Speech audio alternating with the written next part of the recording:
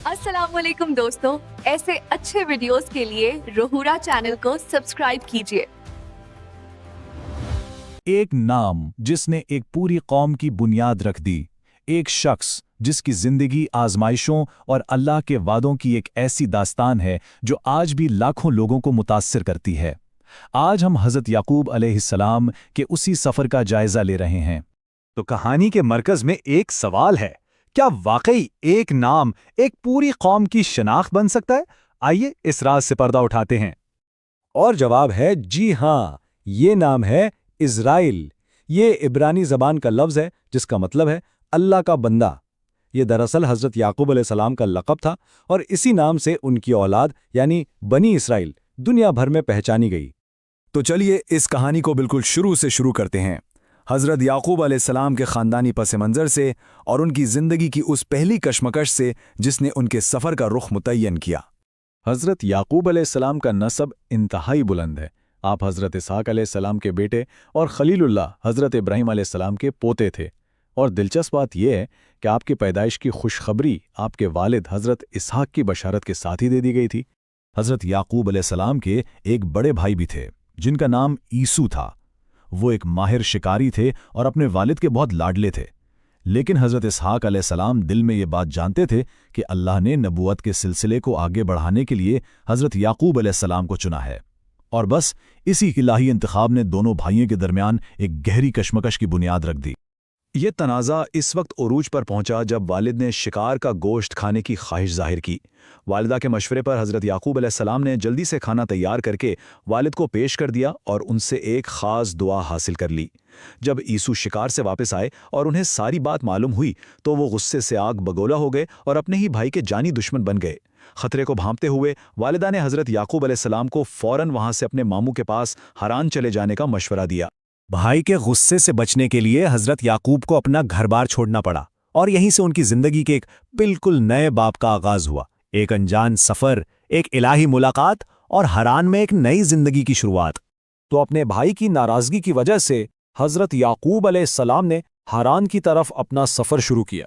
सोचिए, ये एक बहुत लंबा और तन्हा सफ़र था जिसमें वो अपने घर वालों से दूर एक नामालूम मुस्तकबिल की तरफ जा रहे थे।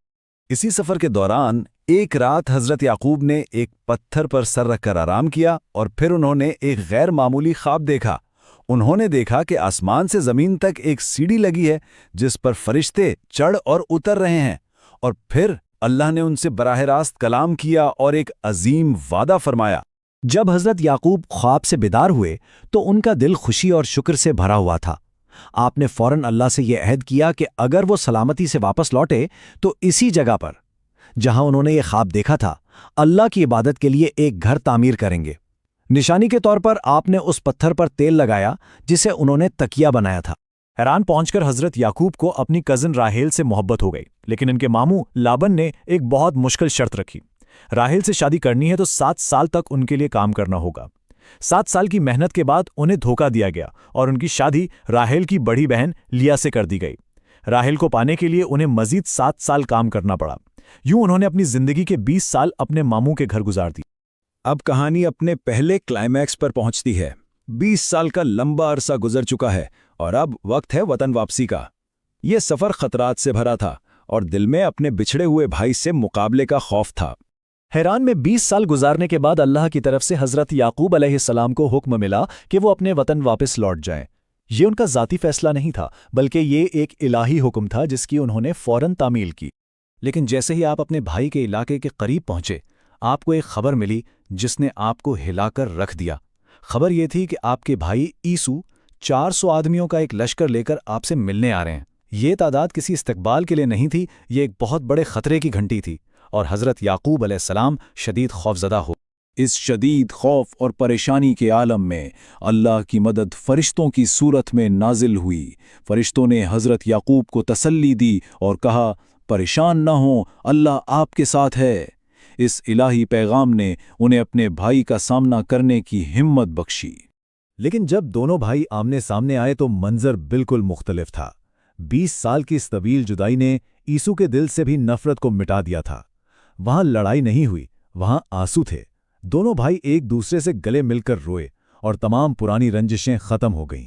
یہ ایک ناقابل یقین اور بہت جذباتی ملاپ تھا۔ اب ہم حضرت یعقوب علیہ السلام کی زندگی کے آخری باب کی طرف بڑھتے ہیں۔